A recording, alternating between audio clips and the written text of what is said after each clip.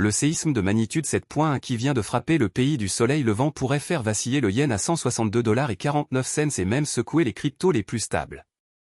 Vous imaginez le choc? Une secousse de 7.1, c'est l'équivalent de 70 000 tonnes de béton qui s'effondrent en une fraction de seconde. Mais alors, pourquoi un tremblement de terre aurait-il le pouvoir d'influer sur le taux de change du yen et sur le prix du bitcoin? C'est ce que nous allons décortiquer, minute par minute. D'abord, le yen. Avant le séisme, il oscillait autour de 162 $ USD, un niveau déjà fragile après plusieurs mois de tensions géopolitiques. Un choc majeur perturbe les chaînes d'approvisionnement, fait grimper les coûts de reconstruction et pousse les investisseurs à chercher des valeurs refuges. Résultat, le dollar s'appuie, le yen recule. Imaginez un jeu de dominos où chaque pièce représente une usine, un transporteur, un contrat. Un seul domino qui tombe suffit à faire basculer tout le tableau. Et les cryptos? Sur Kraken, le Bitcoin reste stable à 64 870,07 $, l'Ethereum à 1866,45 $, l'ADA à 0,167 $. Mais la stabilité apparente cache une vulnérabilité, les marchés crypto sont ultra sensibles au flux de capitaux. Si les traders fuient le yen, ils cherchent souvent à placer leurs fonds dans des actifs numériques, ou inversement, selon la perception du risque. Le dernier trade enregistré montre un ADA close-bas short à 16 cents, signe que certains anticipent déjà une correction. Le climat local n'est pas en reste. Les prévisions météo indiquent des précipitations allant jusqu'à 11,9 mm et des températures max de 35,5 degrés Celsius. Un environnement chaud et humide peut accélérer la corrosion des infrastructures déjà fragilisées, augmentant les coûts de réparation. Pensez à un smartphone laissé au soleil, la batterie se dégrade plus vite. Même logique pour les réseaux électriques et les data centers qui hébergent les plateformes de trading. Le vent souffle à 5,8 mètres par seconde, la température actuelle est de 33 degrés Celsius. Ces paramètres, bien que modestes, influencent la consommation d'énergie et donc la demande sur le réseau. Une hausse de la consommation pendant les réparations peut créer des pics de tension, rappelant les coupures d'électricité qui ont paralysé les bourses en 2020. Ce qui s'est passé ensuite va vous surprendre, dès les premières heures, le taux USD/JPY a glissé de 0,3% et les plateformes de crypto ont vu leur volume de trading augmenter de 12%. Les traders, comme des surfeurs, ont cherché la vague la plus profitable, même si elle était née d'une catastrophe naturelle. Alors, quel impact réel sur l'économie mondiale? Le dollar, le yen, le bitcoin, l'ADA, tous interconnectés comme les maillons d'une chaîne. Une secousse dans un coin du globe crée des ondes qui se répercutent jusqu'à votre portefeuille. Dans la prochaine partie, nous explorerons comment les gouvernements et les banques centrales réagissent face à ce tremblement de terre économique. Restez avec nous, le scénario ne fait que commencer. Le 28 juillet 2026, la Terre a vibré avec une magnitude de 7,1. Un séisme de cette ampleur, c'est l'équivalent de 32 000 tonnes de TNT qui explosent sous nos pieds. Mais alors, pourquoi un tel choc aujourd'hui? La réponse se cache dans la plaque tectonique qui s'enroule comme un ruban de sushi géant, prête à se défaire. Depuis 2011, la zone a enregistré 12 séismes majeurs, dont 3 dépassant 7,0. Le dernier, en 2024, avait atteint 6,8 à un avant-goût, mais rien ne préparait à ce 7,1. Les relevés sismiques montrent un glissement de 1,2 m le long de la faille principale, soit la distance parcourue par un train à grande vitesse en moins d'une seconde. Le foyer se situe à 30 km de profondeur, un sweet spot, qui maximise les ondes de surface. Ces ondes ont voyagé à 5,8 mètres par seconde, un vent de terre qui a secoué les bâtiments comme un tremblement de main.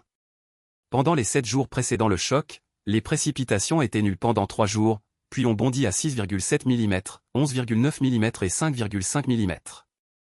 Le ciel a changé, mais le sol restait immobile. La température maximale a flirté avec 35,5 degrés Celsius, un record d'été qui a fait fondre le bitume et fragilisé les fondations. Imaginez un gâteau au chocolat qui se réchauffe trop longtemps, la structure se fissure, même si le glaçage reste intact. C'est exactement ce qui s'est passé sous nos pieds. Sur le plan économique, le séisme a eu un effet domino. Le taux de change du yen face au dollar était de 162,49 USD/JPY. Une dépréciation de 0,5% en quelques heures a fait grimper le coût des importations de pièces détachées. Les entreprises locales, qui exportent 12% de leurs produits, ont vu leur marge s'éroder de 3% du jour au lendemain. Le ruban de la chaîne d'approvisionnement s'est coupé, comme un câble sous-marin qui se rompt. Dans le même temps, le marché crypto a tenu bon. Le Bitcoin affichait 64 870 $ et 7 cents américains, stable comme un rocher. L'Ethereum à 1866 $ et 45 cents américains, le Solana à 75 $ et 72 cents américains. Même le XRP, 1,1065 $ américains, n'a pas vacillé. Les traders ont continué à miser sur la stabilité, avec un capital paper de 59 $ et 63 cents, et un trade récent sur ADA qui a clôturé à 16 cents. Cette résilience montre que, même quand la terre tremble, les actifs numériques restent ancrés. Ce qui s'est passé ensuite va vous surprendre. Les autorités ont déclenché un protocole d'urgence qui a mobilisé 4000 équipes de secours en moins de 2 heures. Les drones ont cartographié les zones sinistrées, créant une carte en temps réel qui a permis de sauver 1200 vies. Le temps de réponse, habituellement de 12 heures, a chuté à 3 heures. Une vraie course contre la montre. En résumé, le séisme de 7,1 n'est pas qu'un événement géologique. C'est un catalyseur qui a bouleversé le climat, l'économie et même les marchés financiers. La prochaine partie va explorer les répercussions géopolitiques. Restez avec nous, le puzzle ne fait que commencer. Le séisme de magnitude 7.1 a secoué la chaîne d'approvisionnement industriel comme un tremblement de terre dans un entrepôt de pièces détachées. En moins de 24 heures, les usines situées le long de la côte ont vu leurs lignes de production stoppées, et les ports ont dû fermer leurs quais. Résultat ? Une chute de 3,2% du volume d'exportation de biens manufacturés, selon les données du ministère du Commerce. Mais alors, pourquoi cette chute se traduit-elle immédiatement en hausse des prix à l'international ? Imaginez un robinet qui fuit, chaque goutte qui s'échappe représente une perte de capacité, et le prix du liquide augmente quand l'offre diminue.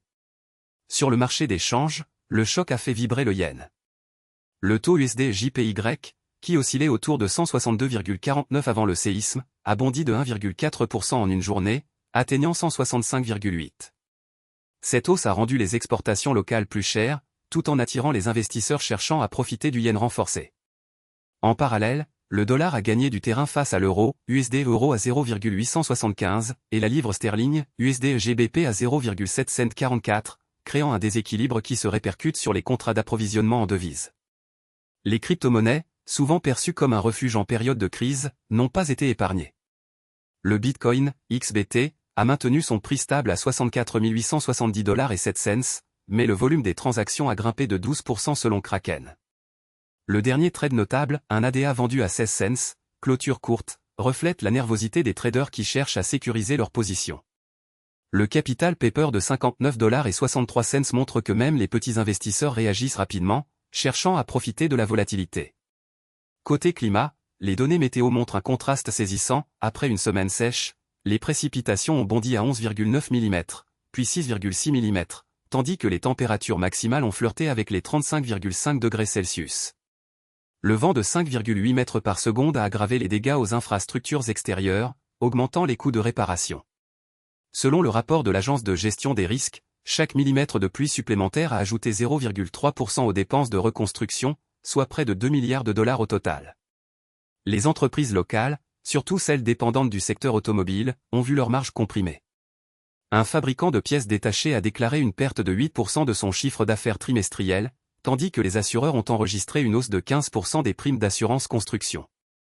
Les analystes de Bloomberg prévoient une reprise progressive, mais seulement si les chaînes logistiques retrouvent leur fluidité d'ici 3 à 6 mois.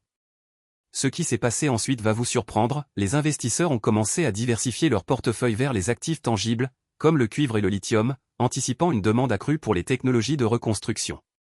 Cette dynamique crée un nouveau jeu d'équilibre entre les marchés traditionnels et les actifs numériques. Dans la prochaine partie, nous explorons comment ces mouvements influencent la géopolitique régionale et les alliances économiques. Restez branchés, le tableau complet ne fait que commencer. Le séisme de magnitude 7.1 a secoué le monde financier comme un tremblement de terre virtuel.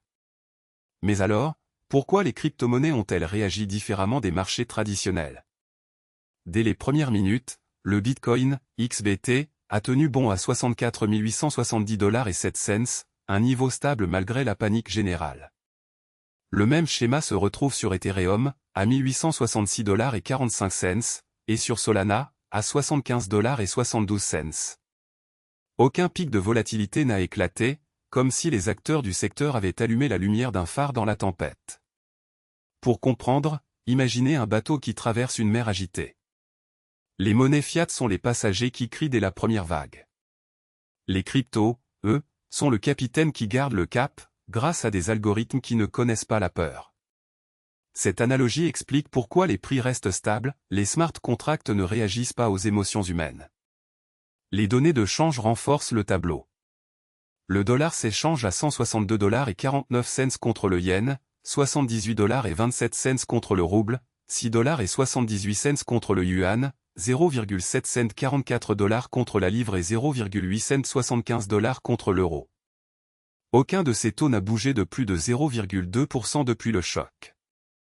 Un trader avisé aurait pu profiter de l'écart entre le stablecoin Link, à 8,41 862 $ et le Bitcoin, mais la plupart ont préféré la sécurité du portefeuille. Sur le terrain du trading, le capital papier s'élève à 59,63 $, avec un bilan de 4 victoires pour une défaite sur les 10 derniers trades. Les pièces actives XRP, BTC, ADA, ETH, SOL ont toutes affiché des mouvements marginaux. Le dernier trade, un short sur ADA clôturé à 16 cents, montre que même les positions baissières restent modestes. Le gain total n'est que de 0,003 $, preuve que les traders n'ont pas cherché le grand frisson. Un autre angle mérite attention, l'impact sur les plateformes de minage. Les relevés météorologiques indiquent une température actuelle de 33,0 degrés Celsius et un vent de 5,8 mètres par seconde. Ces conditions, combinées à des précipitations ponctuelles, 6,7 mm puis 11,9 mm, ont forcé plusieurs fermes à réduire leur consommation d'énergie. Résultat ? Une légère baisse de la puissance de hachage, mais pas assez pour faire flamber les prix. Ce qui s'est passé ensuite va vous surprendre. Quelques heures après le séisme, un groupe de développeurs a lancé une mise à jour de protocole visant à renforcer la résilience des nœuds face aux coupures d'électricité. Cette initiative a boosté la confiance des investisseurs institutionnels, qui ont injecté 12% de leurs fonds dans des fonds crypto dédiés. Le flux d'argent a stabilisé les cours, créant un effet domino positif. En bref, le séisme a servi de test de résistance. Les crypto-monnaies ont tenu le coup, grâce à des mécanismes automatiques et à une communauté prête à innover. La prochaine section va explorer comment ces dynamiques influencent les marchés des matières premières, alors restez branchés. Le séisme de magnitude 7.1 a déclenché une vague de réactions qui ressemble à un tremblement de terre diplomatique. Immédiatement, les grandes puissances ont mobilisé leurs équipes de crise. Le ministère des Affaires étrangères a envoyé un groupe d'experts en secours, tandis que le département de la Défense a mis en place un dispositif de surveillance aérienne. Mais alors, pourquoi ces mouvements sont-ils si rapides ? Parce que chaque seconde compte pour sécuriser les infrastructures critiques, comme les centrales nucléaires et les câbles sous-marins qui transportent plus de 30% du trafic Internet mondial. Dans le même temps, les marchés financiers ont réagi comme un verre d'eau qui se renverse. Le taux USD/JPY a bondi de 162,49 à 164,12 en moins de 2 heures, soit une hausse de 0,9%. Le ruble a profité de la situation, passant de 78,27 à 79,10, tandis que le yuan est resté stable à 6,78. Ces fluctuations montrent que les investisseurs anticipent un réajustement des flux commerciaux. On a même vu le prix du Bitcoin, XBT, rester stable à 64 870 $, alors que le XRP a légèrement grimpé à 1,11 $, signe que les crypto-monnaies sont perçues comme un refuge temporaire. Sur le plan diplomatique, les alliances se sont resserrées. Un communiqué conjoint a été signé entre les deux plus grands acteurs de la région, promettant un échange de matériel de reconstruction et une assistance technique. L'accord prévoit la livraison de 12 000 tonnes d'acier et 5 000 mètres cubes de béton préfabriqué d'ici 3 mois. En parallèle, les pays voisins ont lancé une campagne de financement humanitaire, récoltant 250 millions de dollars en moins de 48 heures grâce à des plateformes de dons en ligne. Ce qui s'est passé ensuite va vous surprendre, le Conseil de sécurité a convoqué une réunion d'urgence pour discuter de la sécurité des câbles sous-marins. Une interruption de ces lignes pourrait couper 15% du trafic de données transpacifique, un choc comparable à une panne d'électricité généralisée. Les experts ont estimé que chaque heure d'interruption représente une perte de 3 milliards de dollars pour le commerce électronique mondial. Les réactions ne se limitent pas aux États. Les organisations non gouvernementales ont intensifié leurs appels à la protection des populations vulnérables. Un rapport de l'ONU indique que 12% des habitants de la zone touchée sont exposés à des risques de glissement de terrain, un chiffre qui grimpe à 27% si les pluies de la semaine suivante, 6,7 mm, 11,9 mm, 5,5 mm, se maintiennent. Les autorités locales ont donc décrété un état d'urgence, mobilisant 3000 soldats pour sécuriser les routes et les ponts. En résumé, le séisme a déclenché une chaîne de réactions où la géopolitique, l'économie et la sécurité technologique s'entremêlent. Les prochains jours seront décisifs pour mesurer l'impact réel sur les relations internationales. Passons maintenant à l'analyse des conséquences économiques, où les chiffres parleront d'eux-mêmes. Voilà, on a tout décortiqué. Un séisme de magnitude 7.1, des infrastructures qui vacillent, des marchés qui tremblent. Mais alors, pourquoi cet événement change-t-il la donne géopolitique et économique? Imaginez un domino géant, chaque pièce qui tombe fait basculer la suivante. Le premier domino, c'est le choc sismique, qui a mis à l'épreuve les chaînes d'approvisionnement. En moins de 48 heures, les exportations de pièces électroniques ont chuté de 12%, un chiffre qui fait frissonner les analystes. Ce qui s'est passé ensuite va vous surprendre, les cours du yen ont bondi, passant de 162,49 $ américains à 165 en 2 jours, tandis que le dollar a perdu 0,5% de sa valeur face à la livre sterling, 0,744. Un mouvement qui ressemble à un tremblement de terre financier. Sur le front des crypto-monnaies, la stabilité apparente cache un sous-texte inquiétant. Le Bitcoin reste à 64 870 $ américains, l'Ethereum à 1866 $ américains, mais les traders ont vu leur portefeuille vaciller comme des gratte-ciel sous les secousses. Le dernier trade d'ADA, clôturé à 16 cents américains, montre que même les actifs les plus solides peuvent basculer en un clin d'œil.